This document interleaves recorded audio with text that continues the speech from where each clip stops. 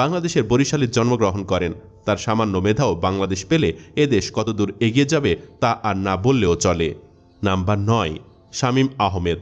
প্রতিষ্ঠাতা Junaid consulting UK প্রযুক্তি ও consulting সেবায় ইউরোপের সফল বাংলাদেশিদের একজন।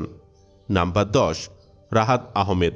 কোফাউন্ডার ও সিইও অ্যানকরলেস বাংলাদেশ নিউইয়র্ক ভিত্তিক ভেঞ্চার ক্যাপিটাল ফার্ম, যারা বাংলাদেশের স্টার্টআপে বিনিয়োগ করে বদলে দিচ্ছেন অর্থনৈতিক ভবিষ্যৎ।